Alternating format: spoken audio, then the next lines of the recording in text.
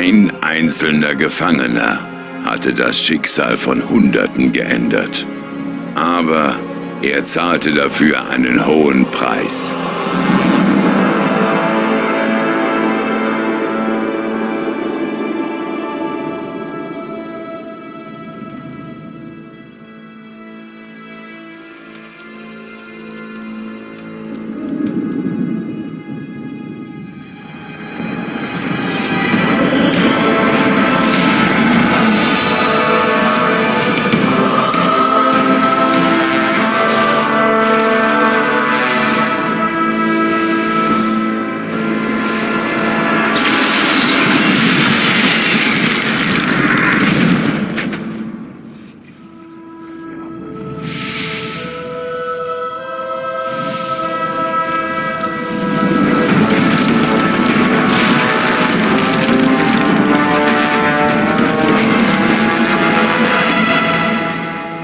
Er hatte den Schläfer besiegt, die Barriere zerstört.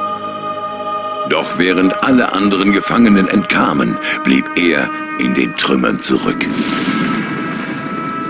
Ich war es, der ihn gegen den Schläfer entsandte. Ich bin es, der ihn jetzt von dort zurückholt. Er ist schwach und er hat vieles vergessen. Aber er ist am Leben. Er ist zurück.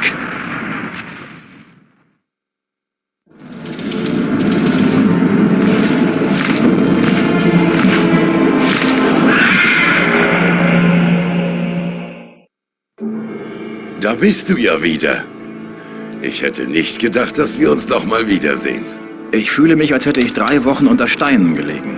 So war es auch. Nur die Magie deiner Rüstung hat dich am Leben gehalten. Ich hatte schon befürchtet, dich nicht mehr aus den Trümmern des Tempels befreien zu können. Aber genug davon. Jetzt bist du ja hier. Es gibt eine neue Bedrohung, um die wir uns kümmern müssen. Nach dem Fall der Barriere und der Verbannung des Schläfers ist Belias Zorn noch größer geworden. Ein mächtiges Artefakt wird wieder auf diese Welt zurückgeholt werden. Wenn der Gott der Finsternis seine Schergen auf die Suche schickt. Diese Suche hat längst begonnen. Belias Schergen entweihen die ältesten Heiligtümer der Götter. Die Wächter dieser heiligen Orte sind erwacht und ihr Zorn lässt die Erde erbeben.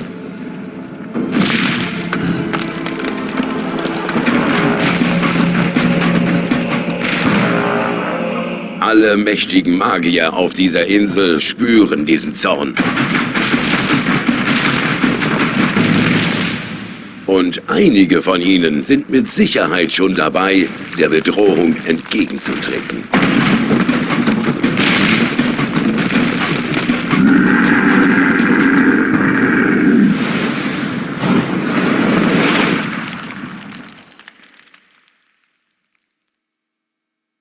Verbünde dich mit ihnen. Nur so können wir Belia Einhalt gebieten.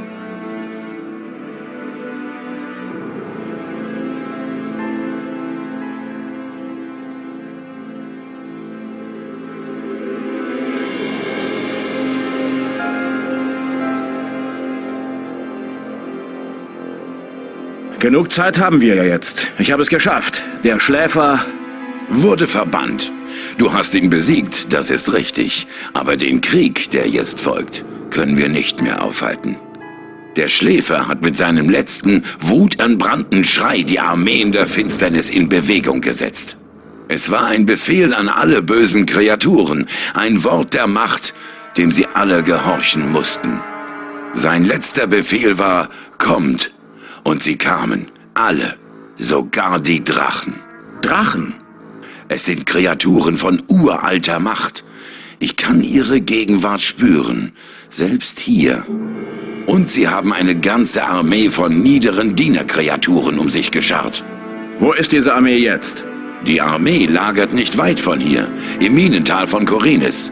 Und sie bereitet sich auf den Angriff vor. Uns bleibt nicht mehr viel Zeit.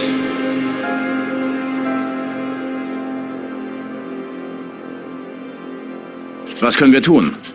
Diesmal schaffen wir es nicht alleine. Nur die Macht Innos kann uns gegen die Drachen helfen. In der Stadt Khorinis, nicht weit von hier, lagert eine Gruppe von Paladinen.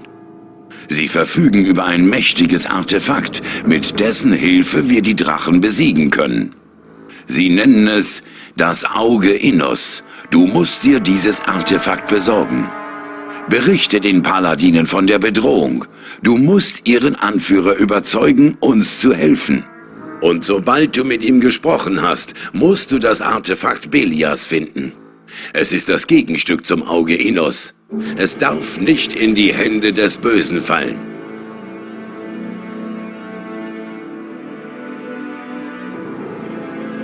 Was genau ist das Auge Innos? Es ist ein Amulett. Der Sage nach hat Innos selbst einen Teil seiner Macht in dieses Amulett gelegt. Es wird dir einen Teil deiner verlorenen Kraft wiedergeben und uns helfen, die Drachen zu besiegen. Und es hat noch einige andere verborgene Fähigkeiten, doch dazu mehr, wenn du das Amulett hast.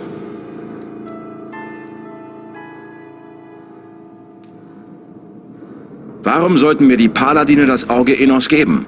Weil du derjenige bist, der dazu bestimmt ist, es zu tragen. Woher willst du das wissen? Es gibt eine Reihe von Gründen. Der wichtigste ist, du hast den Schläfer besiegt. Stündest du nicht in der Gunst der Götter, wärst du jetzt tot. Nehmen wir mal an, du hast recht und ich bin dazu bestimmt, das Auge Innos zu tragen. Woher wissen die Paladine, dass es so ist? Das Auge sucht sich seine Träger selbst. Sobald du es in die Finger bekommst und es dir anlegst, werden die Paladine nicht mehr an deinen Worten zweifeln.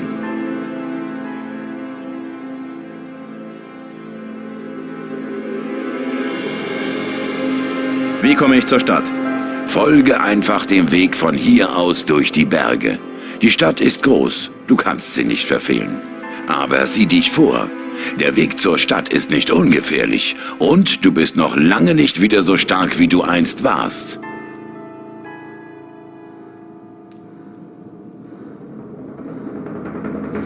Ich brauche Waffen. Ich kann dir nur das wenige geben, was ich hier habe. Sieh dich in meinem Turm um. Alles, was du gebrauchen kannst, gehört dir.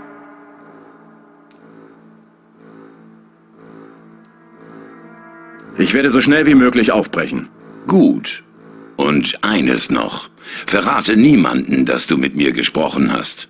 Vor allem keinem Magier. Seit ich ins Exil gegangen bin, hält mich der Kreis des Feuers für tot. Und das ist doch gut so.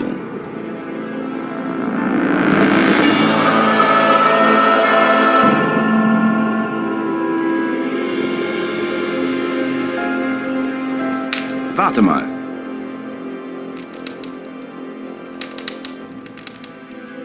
Kannst du mir etwas über diese Steintafel sagen?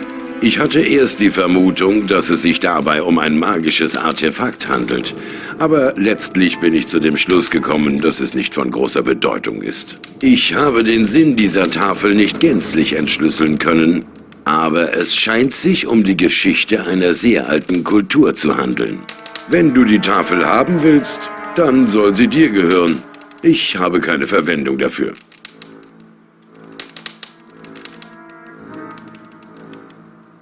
Wo genau sind wir hier? Wie ich bereits sagte, in der Nähe der Stadt Khorinis. Ich habe meinen Turm hier neu errichtet. Aber es ist erst wenige Tage her, dass wir uns das letzte Mal im Minental gesehen haben. Die Diener, die ich rief, um meinen Turm zu bauen, haben ganze Arbeit geleistet. Das kann man wohl sagen.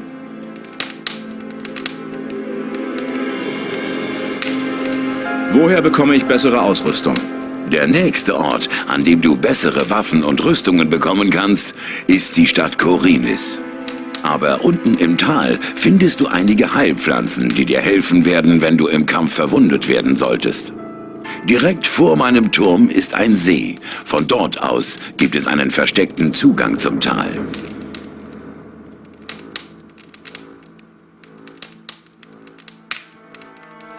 Warum darf der Kreis des Feuers nichts von dir wissen? Früher war ich mal ein hohes Mitglied des Kreises. Ich ahnte schon damals, dass die Dämonenmagie der Schlüssel zur magischen Barriere war. Aber die anderen Mitglieder dieses Kreises hätte ich nie von diesem Weg überzeugen können. Also habe ich den Kreis verlassen, um die schwarzen Künste zu studieren. Für dieses Vergehen gibt es in den Augen der Feuermagier, der geweihten Innos, der immer Guten und Rechtschaffenden keine Entschuldigung. Sie wissen mit Sicherheit, dass ich noch lebe, aber nicht, wo sie mich finden können. Und das ist auch gut so. Wie geht's jetzt weiter? Wir machen weiter wie geplant. Eine andere Chance haben wir nicht. Du besorgst dir das Auge Innos und ich werde weiter nach den Antworten suchen.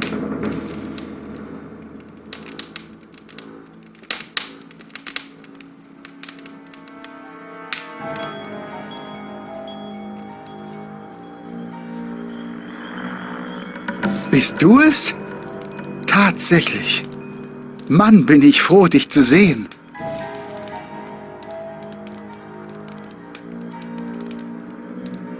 Lester, wie kommst du hierher? Das war eine irre Flucht. Nachdem die Barriere explodierte, bin ich zunächst orientierungslos durch die Gegend gestreift. Dann habe ich mich tagelang durch die Wälder geschlagen und schließlich dieses Tal hier gefunden. Diego, Milton und Gordon sind noch im Minental. Zumindest denke ich das.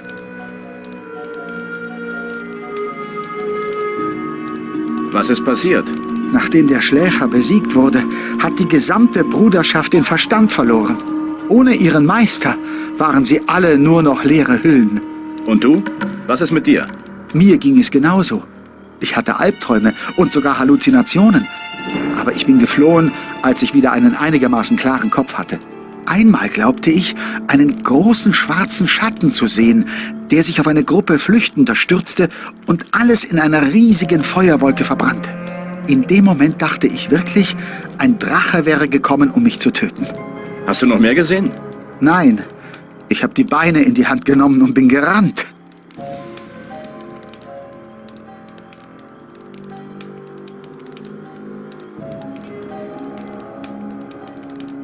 Was weißt du über die Gegend? Wenn du den Weg weiter runter gehst, kommst du zu einem Bauernhof. Ein kurzes Stück dahinter fängt auch schon die Stadt an. Sei aber vorsichtig, hier treiben sich nicht nur Wölfe und Ratten rum, sondern auch Goblins und Banditen.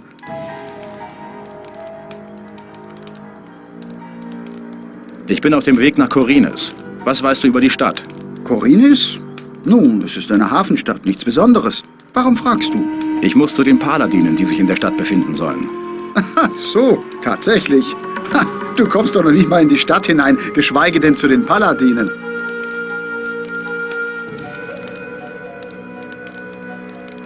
Hast du einen Vorschlag, wie ich in die Stadt komme? Allerdings.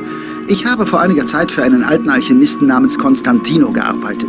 Er ist sehr einflussreich in der Stadt und hat die Torwachen angewiesen, jeden zu ihm zu lassen, der ihm seltene Kräuter verkaufen kann. Im Grunde ist es ganz einfach. Du sammelst ein großes Büschel Pflanzen, die hier überall wachsen, und gibst vor, für Constantino zu arbeiten. Dann werden sie dich passieren lassen. Sammel aber nicht alles durcheinander. Die Stadtwachen sind ein bisschen dämlich und haben keine Ahnung von Alchemie. Das Büschel muss schon für sie nach etwas aussehen, wenn du damit durchkommen willst. Ich denke, 10 Exemplare ein und derselben Pflanzenart sollten reichen. Danke für den Tipp.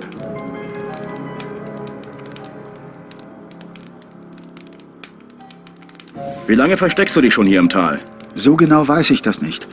Aber ich schätze mal eine Woche vielleicht. Aber da ist noch eine Sache. Als ich hier abends ankam, habe ich mich oben auf dem Berg umgesehen. Da standen nur ein paar Bäume. Und als ich am nächsten Tag gucke, steht auf einmal dieser Turm da. Ich schwöre dir, der war vorher noch nicht da. Seitdem habe ich das Tal nicht mehr verlassen. Du meinst Xardas Turm? Ich wusste ja, dass er mächtig ist, aber dass er sogar einen Turm erschaffen kann. Xardas, der Dämonenbeschwörer? Er lebt in diesem Turm? Ich weiß nicht, ob mich das beruhigt. Keine Sorge, er war es, der mich aus dem Schläfertempel befreit hat. Er ist auf unserer Seite.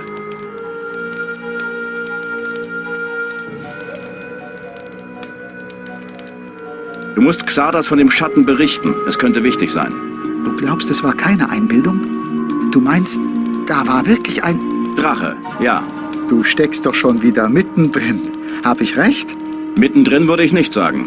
Noch nicht. Na schön, wenn es so wichtig ist, dann werde ich ihn aufsuchen. Aber nicht jetzt. Für den Augenblick werde ich mich ausruhen. Ich bin noch immer erschöpft von der Flucht aus der Strafkolonie. Ich denke, du hast noch viel vor. Wir sehen uns dann später bei Xardas.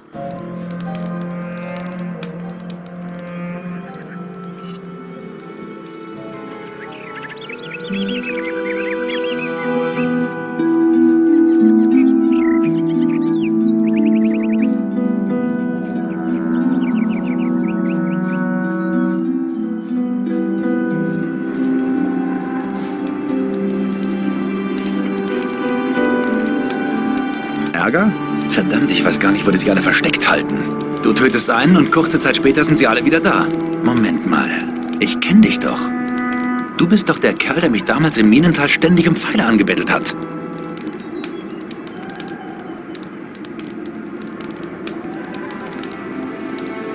Dein Name ist Kavalon, richtig? Ah, ich sehe, du hast mich nicht vergessen. Nach allem, was wir durchgemacht haben in der verfluchten Kolonie. Wo willst du eigentlich hin?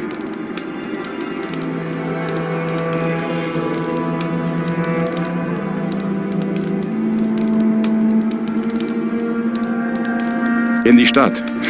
So. In die Stadt also. Du könntest Probleme mit den Wachen kriegen. Die lassen nicht mehr jeden rein, seit es hier in der Gegend vor Banditen wimmelt. Hier ist in den letzten Tagen einer dieser ehemaligen Psioniker aus dem Minental vorbeigekommen. Er meinte, er geht ständig ein und aus in Khorinis. Er ging in das Tal unter dem großen Turm. Irgendwo bei dem Wasserfall dort muss es einen Weg dorthin geben.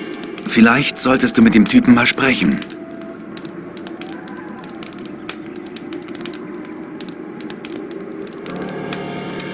Was machst du hier? Ich sitze hier fest. Wenn diese verdammten Banditen nicht gewesen wären, wäre ich gar nicht hier.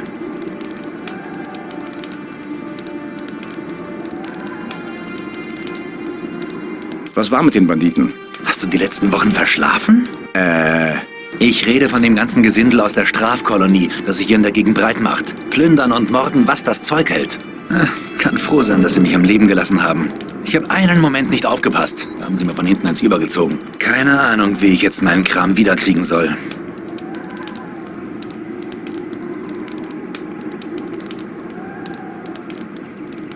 Du wurdest von Banditen ausgeraubt?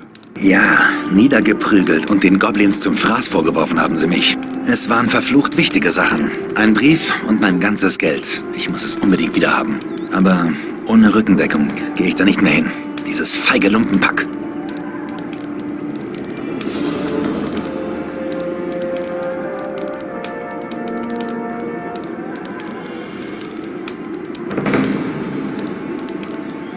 Interessante Rüstung, die du da trägst. Gehörst du nicht mehr zu den Schatten? Schatten?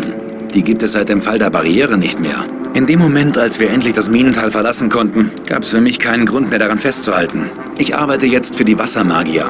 Ich gehöre zum Ring des Wassers.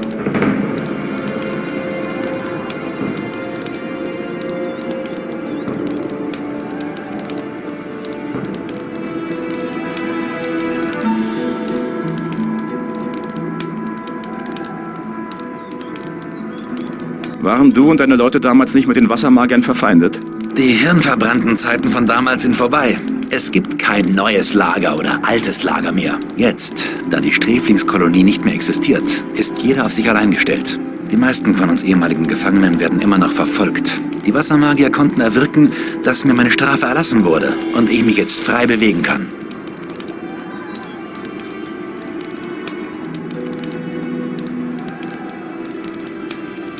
Erzähl mir mehr über den Ring des Wassers. Mir ist es eigentlich nicht erlaubt, darüber zu sprechen. Alles, was ich tun kann, ist, dich zu Vatras zu schicken. Er ist der Vertreter der Wassermagier in Khorinis. Am besten, du redest mit ihm. Sag ihm, du kommst von mir. Vielleicht nimmt er dich aber ganz auf. Wir brauchen dringend mehr gute Leute.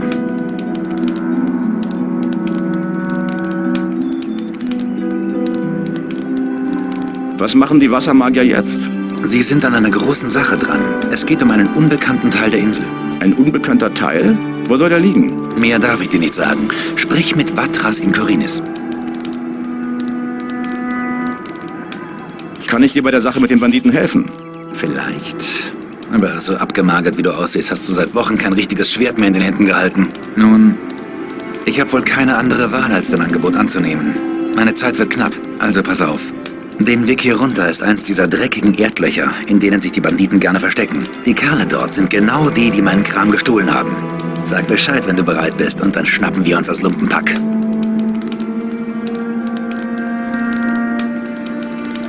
Ich brauche bessere Ausrüstung. Sehr viel haben die Schweine mir nicht gelassen. Ich kann dir ein Wolfsmesser geben. Reicht dir das erstmal? Messer ist gut. Aber wie steht's mit Heilung?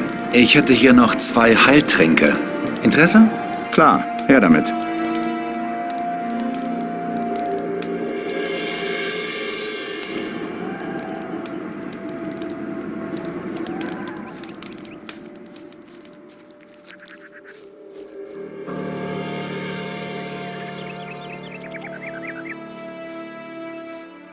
Hey, wo kommst du denn her, hä?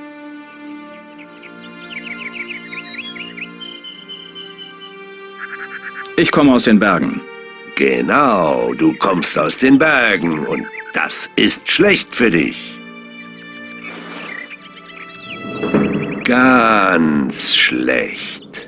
Du wirst gesucht, und zwar von einem ganzen Haufen übler Kerle. Es gibt da jemanden, mit dem du unbedingt sprechen solltest. Folge mir.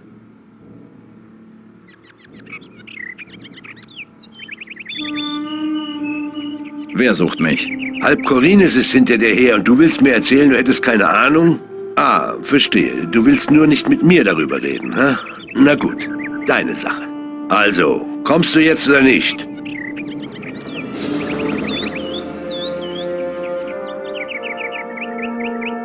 Mit wem soll ich sprechen? Mit meinem Anführer, er heißt Brago. Er kann dir alles besser erklären als ich. Also, was ist? Gehen wir?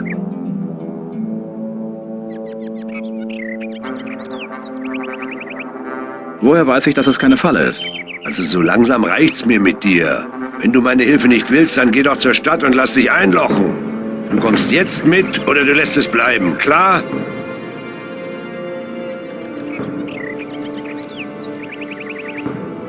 Langsam, Freundchen. Es hat schon mal einer versucht, mich reinzulegen. Ach, So ein Kerl hat mir vorgeschlagen, zusammen mit ihm ein Amulett zu holen und den Gewinn zu teilen.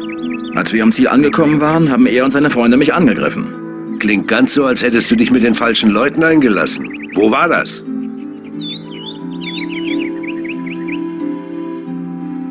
Ich war Sträfling in der Minenkolonie.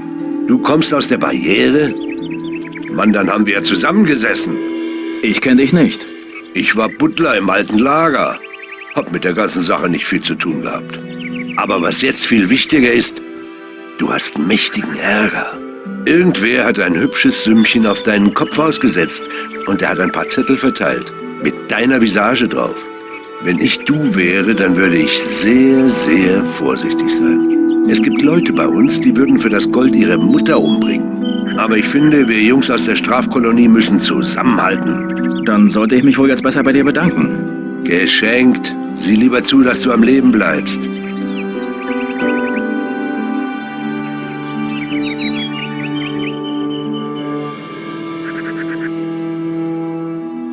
Wer ist der Kerl, der das Kopfgeld zahlt? Das weiß ich nicht. Es gibt nur einen von uns, der ihn kennt. Und wer ist das? Hey, Mann, das kann ich dir nicht sagen. Du weißt doch, wie sowas läuft.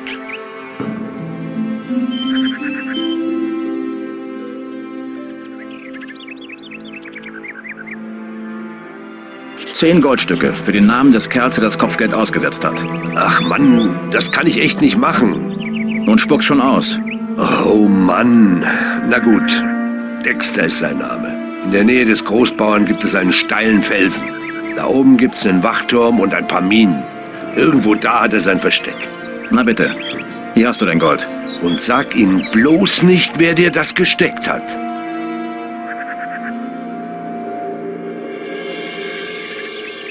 Kann ich das Bild haben? Klar. Ist ja schließlich deine Visage drauf.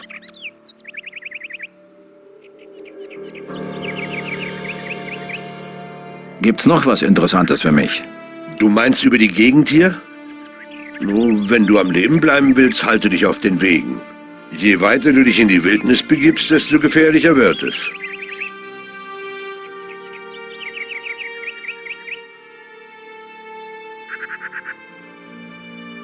Bald wird es hier ziemlichen Ärger geben.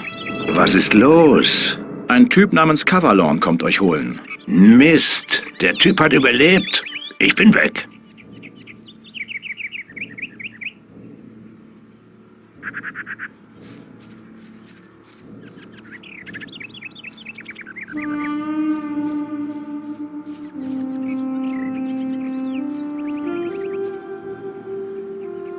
Hey, you! Lass uns die Kerle aufmischen. Alles klar. Halte mir einfach den Rücken frei, okay? Jetzt werden die ihr blaues Wunder erleben. Du Arm. Die Waffe nehme ich mal besser an mich. So, das wäre erledigt. Ha, Sie hätten sich eben nicht mit mir anlegen sollen. Dann kann ich jetzt endlich meinen Auftrag erledigen. Hab schon viel zu viel Zeit verloren. Was für ein Auftrag? Ja, ich muss erst in die Stadt und dann später... Ich weiß nicht, wie ich das alles rechtzeitig schaffen soll. Was ist mit mir? Warum eigentlich nicht? Du könntest den Brief in die Stadt bringen. Dann habe ich noch ein bisschen mehr Zeit, mich um meine Ausrüstung zu kümmern. Einer der Banditen müsste den Brief in seiner Tasche haben. Bring ihn zu Vatras, dem Wassermagier der Stadt. Du wirst ihn im Adanos-Tempel treffen. Er predigt dort den ganzen Tag. Sag ihm, dass ich es nicht mehr geschafft habe. Und wenn er dich fragt, wo ich bin, sag ihm einfach, ich bin schon zum Treffpunkt aufgebrochen, okay? Ach ja, eins noch. Kauf dir bei den Bauern erstmal ein paar anständige Klamotten. Sonst hält dich noch jemand für einen Banditen. Hier hast du ein paar Münzen.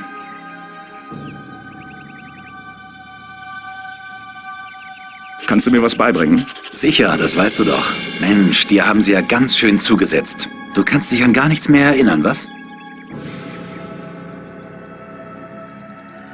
Ich will deine Fähigkeiten erlernen. Sicher? Was willst du wissen?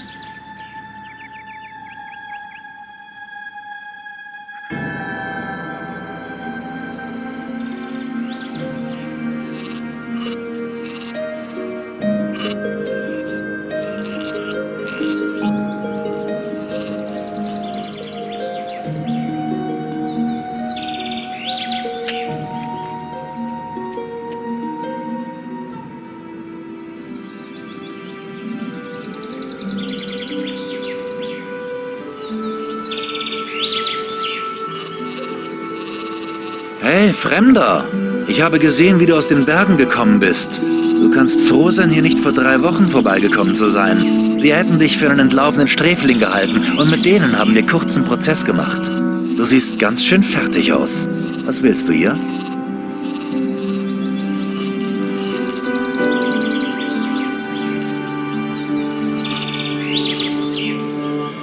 Ich bin auf dem Weg in die Stadt.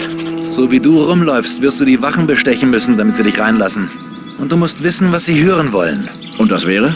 Na, zum Beispiel, dass du von Loberts Hof kommst und in der Stadt zum Schmied willst. Aber das wird dir nichts nützen. Du siehst nicht aus wie ein Bauer. Verstehe.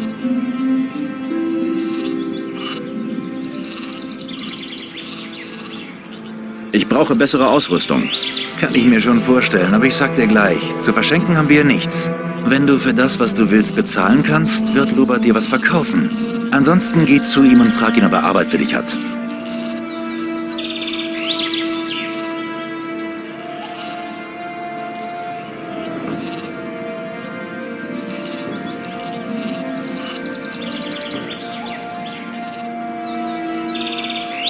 Wo finde ich Lobart? Na, auf dem Hof natürlich. Der Hof gehört ihm. Und komm ihm ja nicht krumm. Er hat schon so manchen Streuner von seinem Hof geprügelt.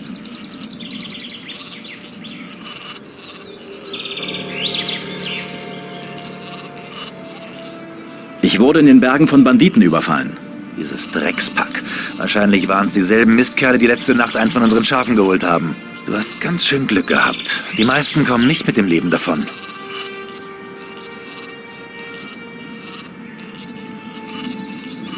Die Banditen werden dir keinen Ärger mehr machen. Warum? Sind sie tot? Sie haben sich mit dem falschen Mann angelegt. Innos sei Dank. Hier, es ist nicht viel, aber du sollst es haben. Ich werde den anderen davon erzählen.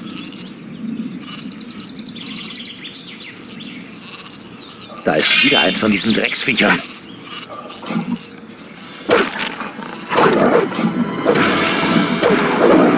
Ein Mistvieh weniger.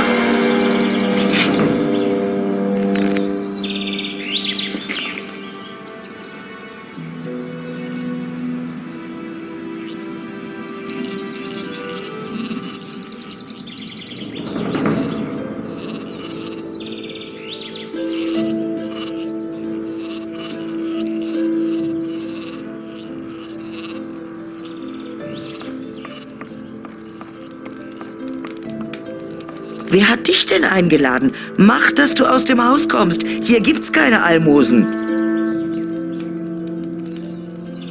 Hey, you! Hast du was zu essen für mich? Nur wer hier arbeitet, bekommt auch was zu essen.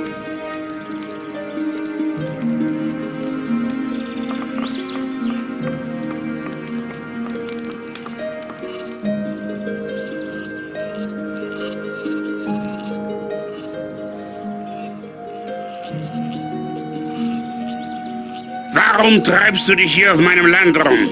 Für wen bist du? Für die aufständischen Bauern oder für den König?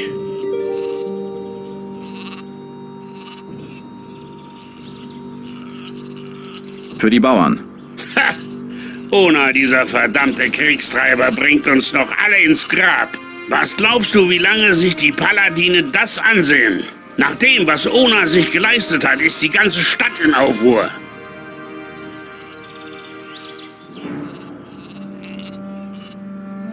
Was ist hier eigentlich los? Du weißt nicht, was los ist?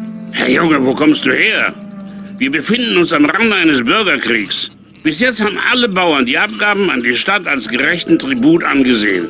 Aber seit die Paladini in Khorinis sind, kommen die Stadtwachen immer öfter und sie holen nach und nach alles ab. Wenn das so weitergeht, haben wir bald selbst nichts mehr. Einige Bauern fangen an, sich aufzulehnen. Ona war der erste von ihnen.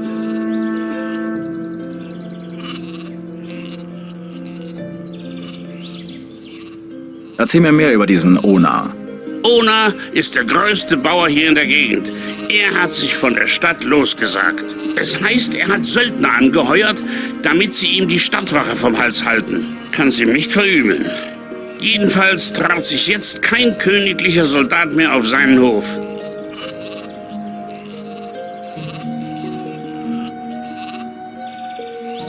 Was sind das für Söldner, die Ona angeheuert hat? Ich weiß nicht viel über die Kerle. Angeblich sollen viele von ihnen ehemalige Gefangene aus der Minenkolonie sein. Ha, was man von denen zu halten hat, ist ja bekannt.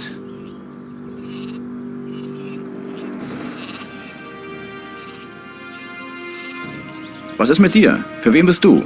Bauern oder König? Ich bin zu nah an der Stadt, um wirklich eine Wahl zu haben.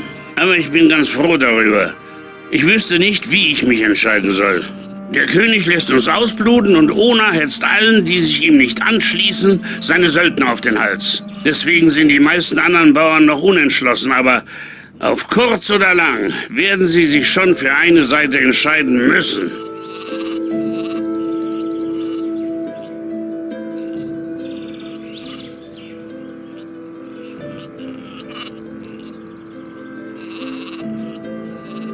Ich brauche vernünftige Kleidung. Ich kann dir saubere Landarbeiterkleidung geben. Kannst du sie denn bezahlen? Du könntest einen Teil des Preises abarbeiten. Falls du jemand bist, der Arbeit sucht.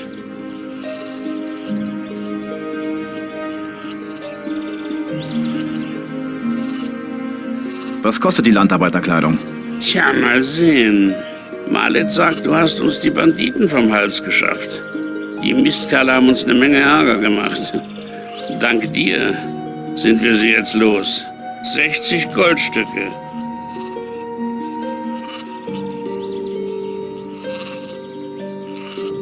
Ist mir noch zu teuer.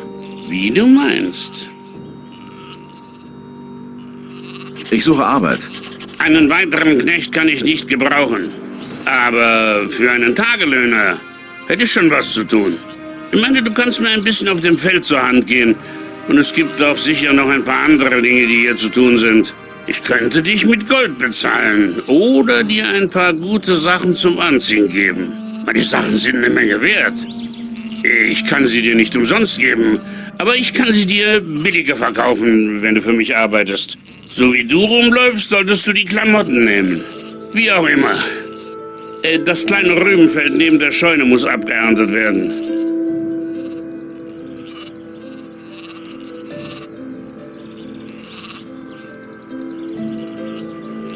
Na gut. Dann beeil dich ein bisschen, bevor ich es mir anders überlege.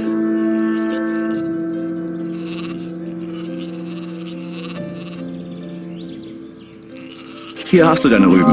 Du bist ja doch zu was zu gebrauchen. Bring sie zu meiner Frau ins Haus, sie soll sie kochen. Was ist mit meinem Lohn? Ich kann dir 5 Goldstücke geben. Oder die Klamotten billiger verkaufen. Was soll sein?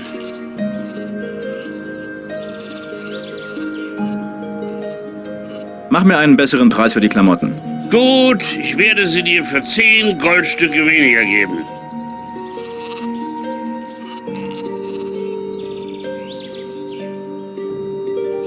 Hast du sonst noch was für mich zu tun? Ich nicht.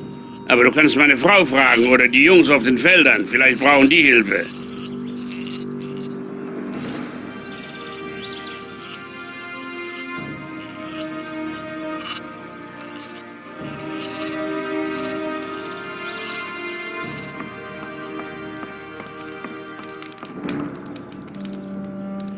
Hey, you!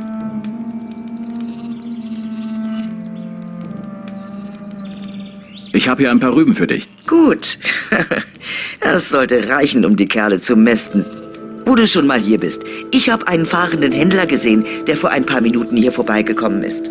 Ich glaube, er hat auf dem Weg zur Stadt Halt gemacht. Geh zu ihm und sieh nach, ob er eine brauchbare Pfanne für mich hat.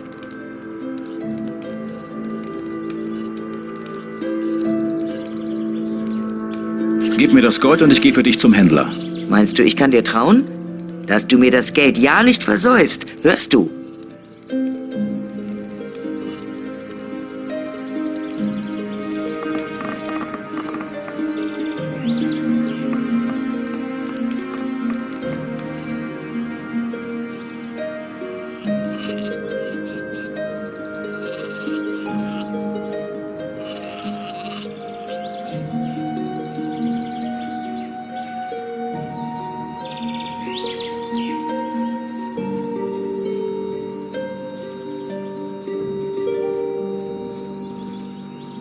Sieh an, wen haben wir denn da? Du bist auf dem Weg in die Stadt, habe ich nicht recht? Kann schon sein. Du siehst aus wie ein Flüchtling. Alle Flüchtlinge wollen in die Stadt. Du könntest sogar ein ehemaliger Sträfling aus der Minenkolonie sein. Mir ist egal, wo du herkommst. Aber ich glaube, ich habe ein interessantes Angebot für dich. Was hast du anzubieten? So wie du aussiehst, lassen dich die Wachen nie in die Stadt. Ich kann dir helfen, in die Stadt zu kommen. Ich habe hier ein kleines Stückchen Papier mit königlichem Siegel und der Unterschrift des Statthalters. Ein Passierschein. Mit dem Wisch in der Tasche kannst du so abgerissen rumlaufen, wie du willst, und die Wachen lassen dich in Ruhe. Interesse?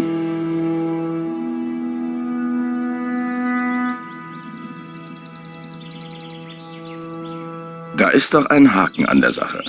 Nein, kein Haken. Du schuldest mir lediglich einen Gefallen.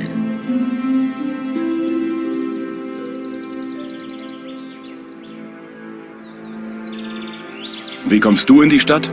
Die Wachen kennen mich. Ich werde ihnen einfach erzählen, ich hätte den Passierschein verloren.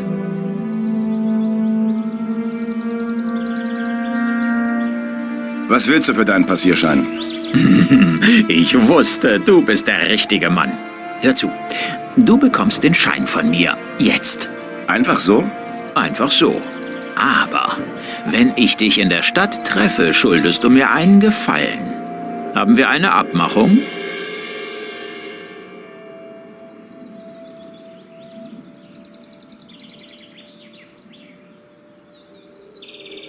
Nein. Deinen Schein kannst du behalten. Da habe ich dich wohl falsch eingeschätzt, was? Naja, willst du was anderes? Kann ich dich für meine Waren interessieren?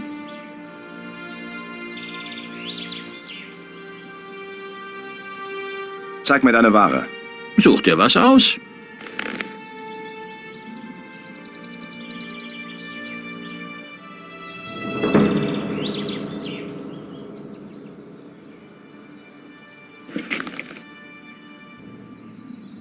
Ich muss weiter. Von mir aus.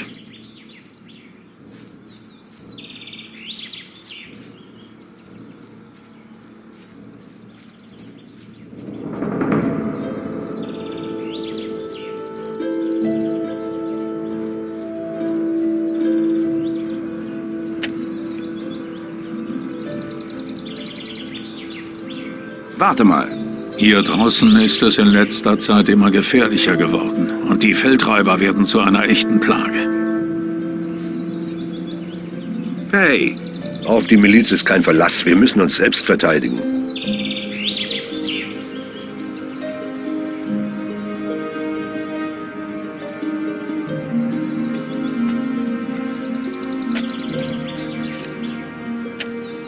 Was macht die Arbeit? Dasselbe wie immer. Viel zu tun, wenig Geld und mit ein bisschen Pech sind morgen die Orks hier und brennen unseren Hof nieder. Die Paladine des Königs haben die ganze Stadt besetzt.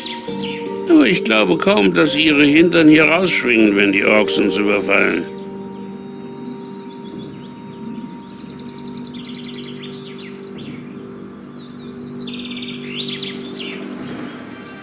Ich will in die Stadt. Und? Kannst du mir was Interessantes über die Stadt erzählen? Nö. Aber Malet ist von Zeit zu Zeit mal in der Stadt. Vielleicht weiß er was. Ich meine, was dich interessiert.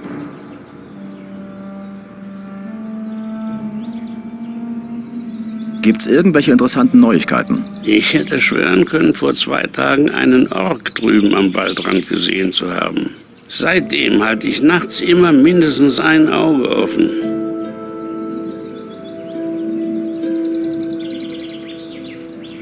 Kann ich dir helfen? Ich suche Arbeit. Hast du denn Ahnung von Feldarbeit? Was gibt's denn da zu wissen? Ich sehe schon. Ich denke, wir kommen hier schon zurecht. Wenn du für Lobart als Tagelöhner arbeiten willst, kann ich dich nur warnen. Er bezahlt Leute wie dich echt miserabel. Er hat mir angeboten, mir günstig saubere Sachen zu verkaufen, wenn ich auf dem Hof helfe. Ich habe zwar nichts für dich zu tun, aber du kannst mir und den Jungs was zu trinken bringen. Hol mir eine Flasche Wein und ich werde Lobart erzählen, dass du uns eine echte Hilfe warst.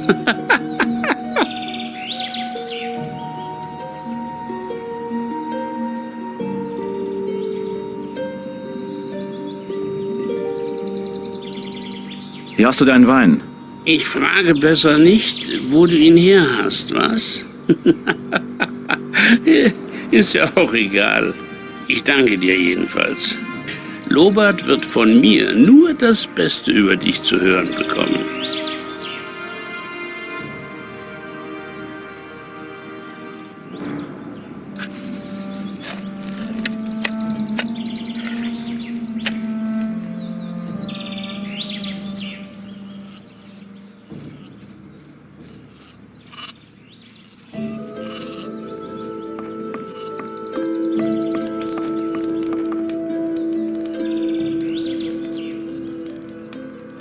Hey, you!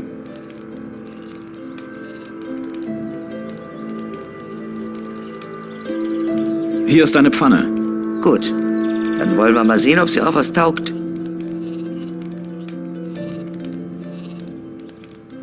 Hast du was zu essen für mich? Hier, nimm. Bist ein guter Kerl.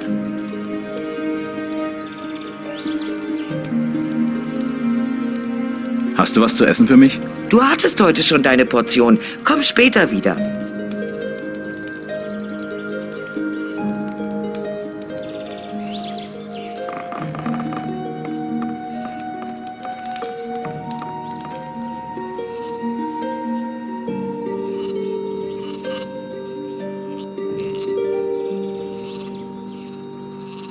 Hey!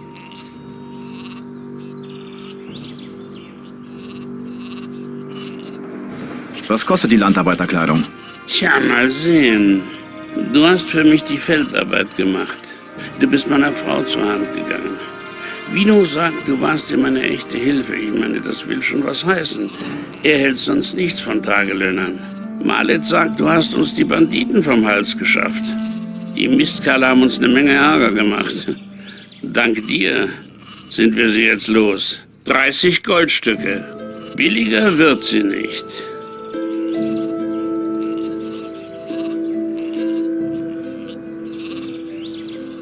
Gib mir die Arbeiterkleidung. In meinem Haus steht eine Truhe, da findest du saubere Sachen. Aber lass dir bloß nicht einfallen, noch was anderes zu nehmen, ohne zu fragen.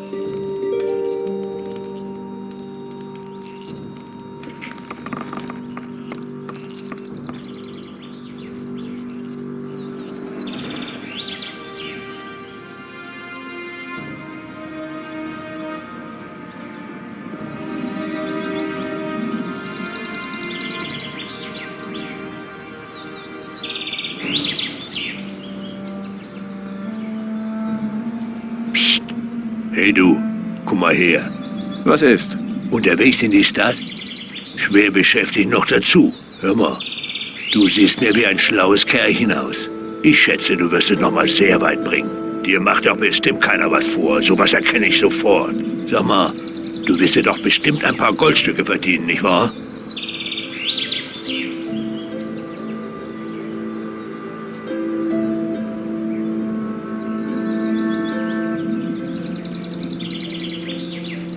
Versteckst du dich vor jemandem? Ach was, so ein Unsinn. Ich stehe nur gerne zwischen den Bäumen, damit mir der Wind nicht direkt ins Gesicht weht. Aber was ist jetzt mit dir? Willst du den Job?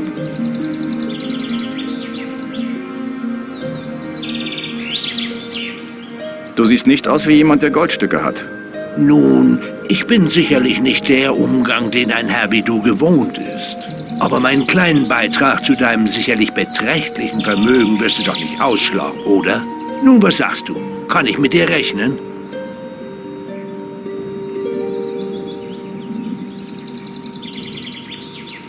Lass das Gefasel. Sag mir, was du willst. Siehst du? Genau das meine ich. Nur mit schönen Worten allein kann man bei dir nichts werden. Ich habe es gleich gewusst. Ich habe es hier mit einem knallharten Geschäftsmann zu tun. Du bist doch ein Geschäftsmann und hast bestimmt Interesse an einer kleinen Aufbesserung deines Geldbeutels, oder?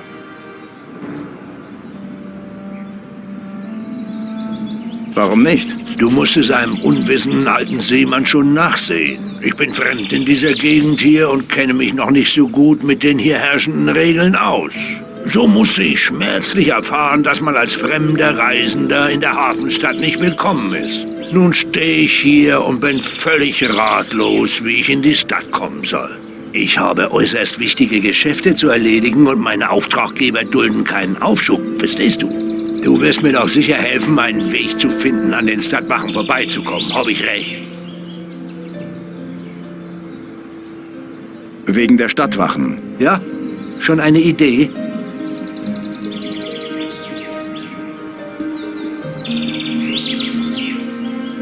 Als Kräutersammler würdest du in die Stadt kommen. Was? Sehe ich etwa so aus, als würde ich im Wald Blümchen pflücken?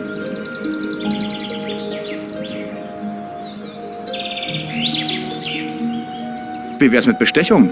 Tja, wenn das bei mir funktionieren würde, hätte ich das sicher schon versucht.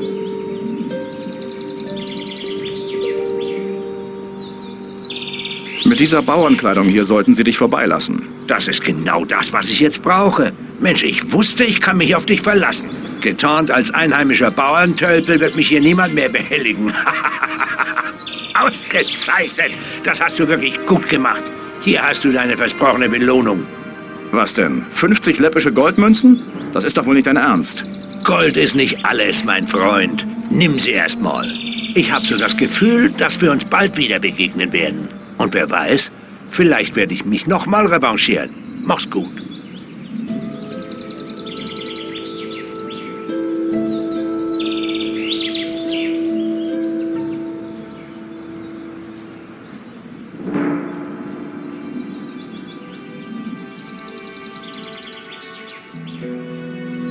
Halt! Was denn? Du kommst hier nicht rein, mein Junge. Warum nicht? So abgerissen wie du aussiehst, machst du hier bestimmt nur Ärger. Wir haben schon genug Gesindel in der Stadt. Leute ohne Geld können wir nicht gebrauchen.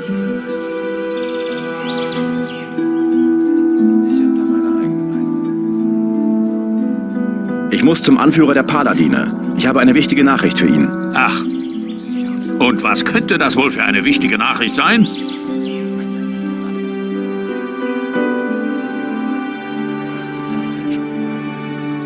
Ich bin gekommen, um das Auge Enos zu holen. Was? Nie gehört. Was soll das sein? Es ist ein wichtiges Artefakt. Du siehst aber nicht wie ein wichtiger Bote aus. Hast du etwas, womit du dich ausweisen kannst?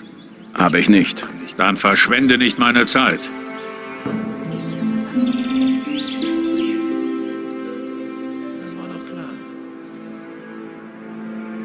Ich bin gekommen, um mich der Miliz anzuschließen. Der ist gut. Versuch's damit mal beim anderen Stadttor. Vielleicht kaufen die dir das ab.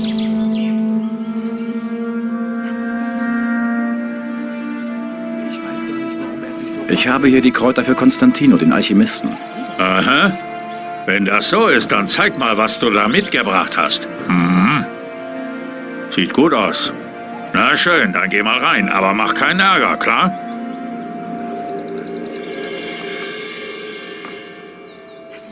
Wie sieht's aus? Hör mal, du hast jetzt Zugang zur Stadt. Aber das heißt nicht, dass du hier machen kannst, was du willst. Wenn du dich nicht an die Regeln hältst, verlierst du hier alle Rechte. Weitergehen.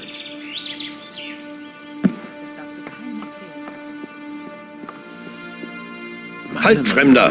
Ich bin Lothar, Paladin des Königs und demütiger Diener Innos, deines Herrn. Unser Kommandant Lord Hagen hat mich mit der Aufgabe betraut, allen Neuankömmlingen die neuen Gesetze zu erklären, die für alle Bewohner der Stadt gelten. Seit in dieser Stadt ständig irgendjemand einfach verschwindet, hat sich jeder daran zu halten, wenn er nicht dasselbe Schicksal erleiden will. Es war genauso, wie du sagst. Er redet einfach zu viel. Ich habe eine wichtige Nachricht für den Anführer der Paladine. Der ehrenwerte Lord Hagen ist für niemanden zu sprechen. Für alle Fragen des gemeinen Volkes ist Lord Andre, der Kommandant der Stadtwache, zuständig. Nicht alles glauben, was man hört. Wer sagt denn sowas? Hör zu, die Stadt wird von Drachen bedroht.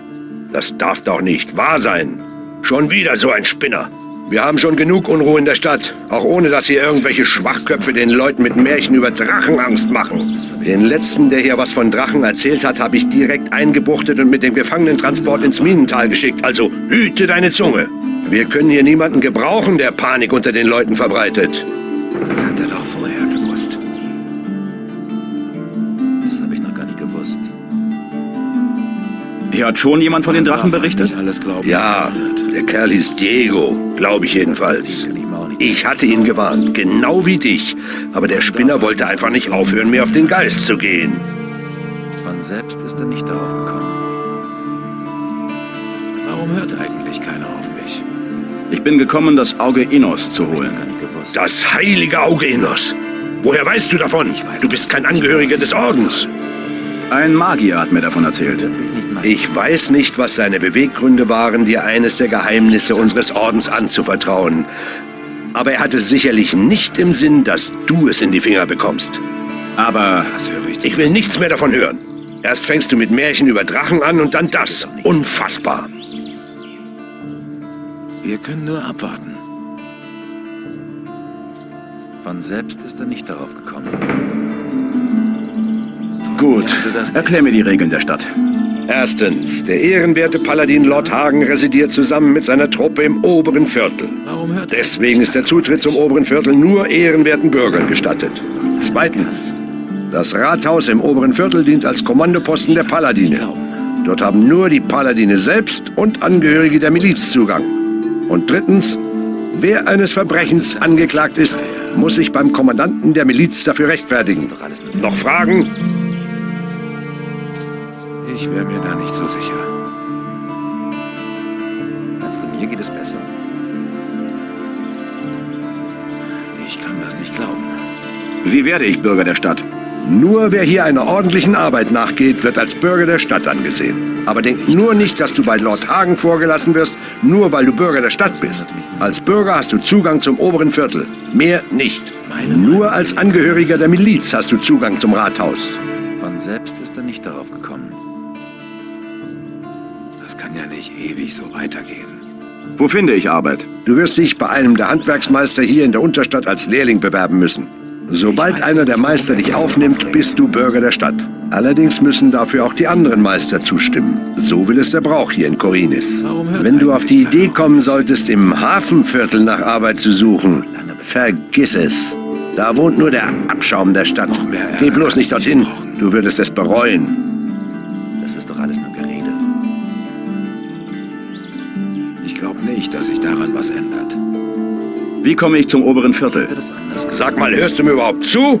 Du bist kein Bürger dieser Stadt. Du kannst dir den Weg sparen, die Wachen werden dich nicht einlassen. Der gesamte Bereich hinter dem inneren Stadttor ist tabu für dich. Ich weiß gar nicht, warum er sich so aufregt. Er hat auf die falschen Leute gehört. Wie werde ich bei der Miliz aufgenommen? Auf ausdrücklichen Befehl von Lord Hagen werden nur Bürger der Stadt bei der Miliz aufgenommen. Verstehe. Wenn du mehr wissen willst, melde dich bei Lord Andre in der Kaserne. Das habe ich noch gar nicht gewusst. Ich wäre mir da nicht so sicher. Das war das Wo finde ich den Kommandanten der Stadtwache? Lord Andre hält sich in der Kaserne am anderen Ende der Stadt auf. Was man hört. Das habe ich noch gar nicht gewusst. Ich kann das nicht glauben. Wo kann ich hier übernachten? Wenn du einen Platz zum Schlafen suchst, geh zum Hotel, direkt gegenüber der Kaserne. Ich kann das Die nicht glauben. Paladine kommen für die ordentliche Unterbringung aller Reisenden, die in die Stadt kommen, auf. Die fahrenden Händler vom Marktplatz sind auch dort untergebracht. Da habe ich kommen sehen. Glaubst du wirklich daran? Das hat er wirklich nicht. Was muss ich tun, um eine Rüstung wie deine zu bekommen? Was? Du bist ja noch nicht einmal bei der Miliz. Du bist ja noch nicht mal Bürger. Das höre ich zum ersten Wie Mal. kannst du daran denken, die Rüstung eines Paladins tragen zu dürfen? Nur wenige Soldaten der Miliz, die Außergewöhnliches geleistet haben, haben bisher diese Ehre erhalten. Wenn du ein Paladin werden willst, hast du noch einen weiten Weg vor dir, mein Junge. Das kann ja nicht ewig so weitergehen. Die Bewohner der Stadt verschwinden einfach? Ja, es scheinen täglich mehr zu werden. Meine Meinung. Ärgerlich an der Sache ist, dass die Miliz die Hintergründe dieser seltsamen Vorkommnisse immer noch nicht klären konnte. Verständlich, dass die Einwohner der Stadt momentan sehr misstrauisch gegenüber Fremden sind. Also reiz sie nicht nach obendrein, wenn du in der Stadt bist, klar? Ich habe da meine eigene Meinung. Das war das Ich muss weiter. Wenn mir noch einmal zu Ohren kommt, dass du den Leuten hier was von Drachen erzählst, bekommst du mächtigen Ärger mit mir, klar? Das ist eine schlimme Sache. Von mir hatte das nicht. Warte mal. Über alles Weitere kannst du mit Lord Andre reden. Ich kann das nicht glauben. Ich habe was anderes gehört.